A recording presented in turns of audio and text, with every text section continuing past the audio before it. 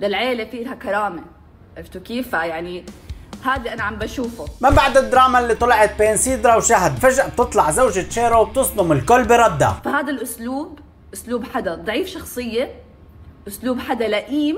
وبنفس اليوم شهد زوجة سيامند ما بتسكت وبتنزل فيديو ناري. ما كانوا خلوا حبيبة زوجك القديمة الأكس تطلع معهم طلعات عائلية. فبهذا الفيديو رح نشوف كيف الشهدتين بلشوا يقصفوا بعض، واحكي لكم انا وين شايف الكذب وين كمان عم بصير استهبال على الناس. فشدوا الاحزمه بهالفيديو لان الحكي اللي طلع منهم انا متاكد رح يصدمك. بس قبل اذا ما كنت مشترك تشترك هلا بالقناه، لانه طموحنا نوصل 200,000 لاخر السنه. صدقني عم بتعب كثير لحتى اعمل لك هيك فيديوهات تنبسط فيها. فبتمنى منك بس تشترك بالقناه، لانه اغلبيه العالم اللي عم تحضرني هلا ما انا مشتركه. بقدر تعبي وحط لايك واشترك بالقناه واكتب لي كومنت حلو مثلك لحتى احط لك اياه بالفيديو الجاي مثل هالكومنتات. وهلا خلونا نبلش. المهم بعد ما نزلنا هداك الفيديو اللي شفنا فيه كيف شهد طلعت وحكت عن رسالة سيدرا، تطلع هالمرة شهد زوجة شيرو وبترد على حكي شهد زوجة سيامند، وبعدها بتطلع شهد زوجة والله العظيم لانه اثنيناتهم شهد عم فوت بالحيطان يا شباب. خلينا نختصرها ونقول زوجة اوكي. المهم تطلع زوجة سيامند بترد عليها وبتلمح لها باتهامات صادمة للصراحة. فبلا طول حديث خلينا نشوف الفيديوهين اللي طلعوا ونحلل مع بعض ونشوف الفضايح اللي طلعت، واخر شيء اعطيكم رايي بكل صراحه. هلا بالبدايه رح نحضر فيديو شهد اللي هي زوجة شيرو اللي هو اخو سيدرا. متابعيني القدام بنوتاتي بيعرفوا انه انا كثير قليل حتى اطلع احكي باي موضوع دراما، واللي بيسكت عن الحق شيطان، فانا لازم اطلع احكي. ما اشوف نفسيه جوزي متدمره او نفسيه بيت حماي متدمره بظلم عشان هم ما بيقدروا انهم يطلعوا يحكوا عن عائلتهم على السوشيال ميديا. بعيد ميلاد سدرا ما كان عيد ميلاد، اخوانها جابوا لها كيكه، واسامه اجا معاه بالمعيه ضيوف اللي هم اصلا جيران بيت حماي، فاجوا لسه ما طفينا الشمعه. يعني لو في نيه طيبه او نيه منيحه بنبعت مسج مثلا كل عام وانت بخير، هذا اول شيء. بعدين نفهم الموضوع، مش نفهمه على الكاميرا، مش نفتح الكاميرا على طول لسه البنت ما طفت شمعتها، يعني لساتها ما انبسطت بكيكتها، يحكوا انه والله ما انعزمنا مع انه ما في مشاكل. هل عن جد وبربكم القصة على عيد ميلاد؟ هاي القصة وهاي الدراما كلها على عيد ميلاد؟ هون عم بتقول لك انه ما كان في عيد ميلاد اصلا، وانا مستغرب اصلا انه كل هالدراما وكل هالفضايح عم بتصير على عيد ميلاد. مستحيل يكون هذا السبب، مستحيل. غريب كثير الموضوع. حضرنا شو قالوا اصلا، هن ما حكوا غلط ابدا ولا قالوا شيء، بس قالوا انه نحن ما انعزمنا وما كان في عيد ميلاد. ومزبوط انت عم بتقولوا انه ما كان في عيد ميلاد. طيب شو فيديو من يومين انه لا في مشاكل غير العيد ميلاد. طب في مشاكل ولا ما في مشاكل؟ انا مو فاهمه.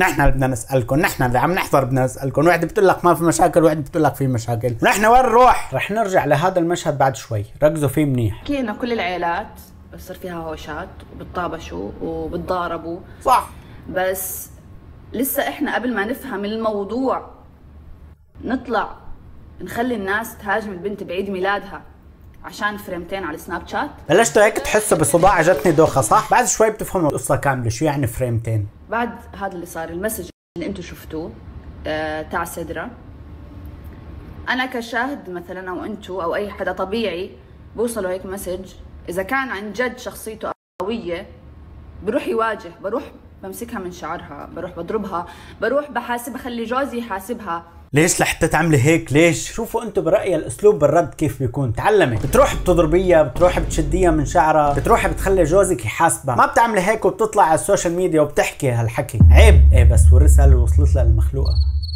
الرسالة بالاساس يعني انت تخطيتي مرحلة اللي هي الرسالة. اما انه اعاقبها بسمعتها، هي مو خاينتك، هي مو طعنتك بظهرك، هي ما عملت لك اشي هالقد يستاهل هذا العقاب. انه وليش سدرا؟ يعني كلياتنا بنعرف وهي بتعرف قد ايه موضوع التنمر عانت منه سدرا. هلا من هاي الجهه في كثير عالم بتجرح بحكي. يعني نحن هون مثلا عم نحلل، بس في عالم بتروح لمطرح ثاني كليا، بتصير بتحكي بالاهل وباللهجه وبالتصرفات وبكل شيء، وهذا كثير غلط. نحن وقت اللي بننتقد التصرفات، لا بننتقد الشكل ولا اللون ولا الجنسيه ولا اللهجه. ففرقوا بين الانتقاد وبين التنمر. بس بدي افرجيكم يعني الموضوع مش كل ما حدا نزل منه دمعتين اذا هو المظلوم وهو المعاه الحق. يعني في ناس ما بتطلع على الكاميرا لانها في عندها لسه للعيله في لها كرامه. عرفتوا كيف؟ يعني هذا انا عم بشوفه. لحظة شوي، هي بعتت لها اياها للصورة شيء ولا كانت عم تحكي معها فيديو كول فعملت لها سكرين شوت؟ وانا حرفيا عماني كثير عم بحضر كل الفيديوهات واخذت لكم منه الشيء المهم، فبتمنى منك تقدر جهدي يا عزيزي المتابع وتشترك بالقناة. بما انه الشغله ترند هلا يعني بركي بيجيني متابعين جداد. وهون ركزوا كثير منيح بحكيها لانه الرد رح يكون على هالحكي هذا. بكل شيء كانوا معك مناح، بكل شيء. دائما بحكي لك التمس عذر لاي حدا، التمس له عذر.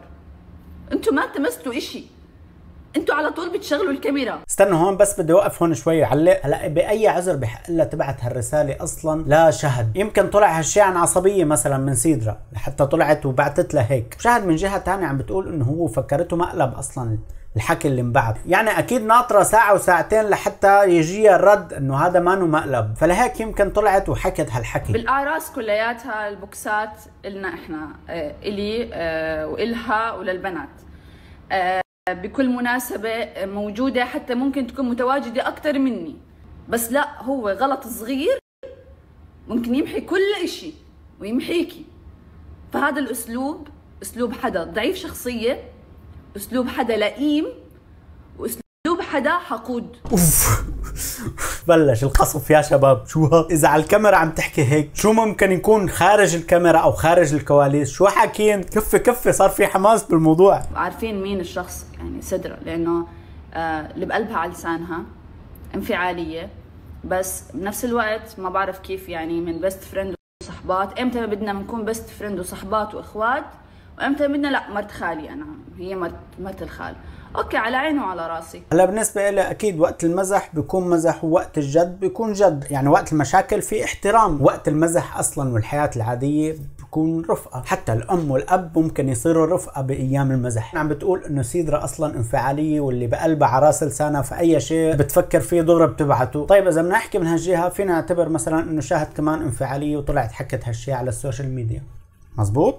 لما تكون صورة الانهاء تاعت السناب شات هيك، فواضح ايش الغاية من الموضوع كلياته، انه كان فيه ينحل بقعدة زي اي عيلة بكل العالم، قعدة تليفون كانت ممكن تنحل، بس انه اخر صورة اخر فريم على سناب شات هيك وانا عم ببكي، فواضح ايش الغاية.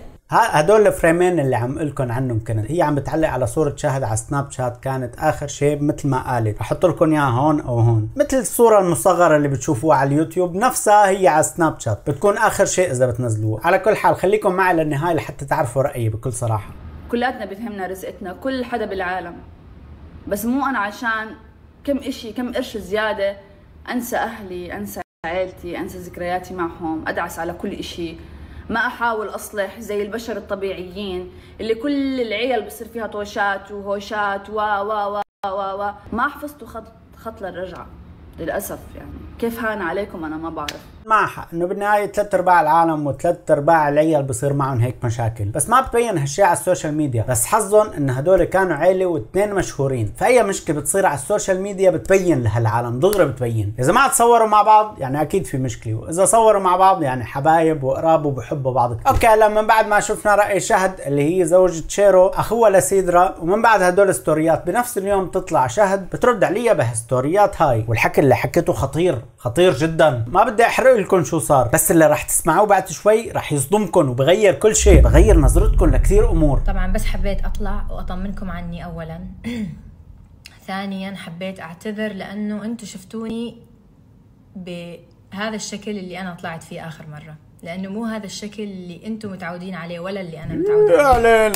يا علينا وعلى هالقصة، عم بربح العالم جميلة انه هن عم يعطونا دراما. طب خلص نحن فهمنا انه انتم المشاهير ما بتحبوا الدراما، ولا بعمركم نزلتوا دراما ولا بعمركم كيتو، بس شو هدول الستوريات اللي عم تنزل هاي ما دراما اللي عم نشوفها هلا حاليا؟ كفي. فبما انه هم حطوا شخص معين بالواجهة، حابة بس احكي لكم شيء، انه انا هاي الانسانة كنت بزعل عليها، والله اني كنت بزعل عليها. هي بتزعل عليها وهديك بتزعل على الذكريات، وسيدرا زعلانه من بعد ما شهد فرجت العالم على رسالتها. انا وياك يا عزيزي المتابع فايتين مليون حيط وما عارفين مين الصح ومين الغلط. ما احكي لكم مواقف لاني انا مو محاميه لاي انسان، بس هحكي لكم موقف واحد بس حتى بس تفهموا الفكره، تمام؟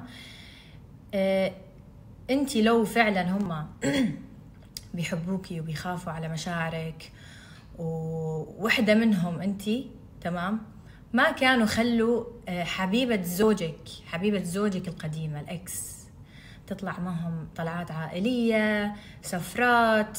لحظة خلونا استوعب شو عم بصير بالسوشيال ميديا؟ صار كلها فضايح. شو هاد؟ بعدين ليش شهد عم تحكي بهالمواضيع؟ عم بتقول هي اصلا ما إلها بالدراما وما إلها بهالقصص وما إلها تطلع تحكي فضايح. فجأة بنشوف مسلسل هندي كيف وصلنا من عيد ميلاد لاتهامات. يعني القصة من هون واللي عم تحكي فيه شهد من هون. الواضح انه بلشت تكبر القصة اكبر من انه مجرد رسالة، صارت تنكشف فضايح. تطلع معهم طلعات عائلية، سفرات، بيروحوا بيجوا بيصوروا مع بعض وانتي بالبيت لوحدك.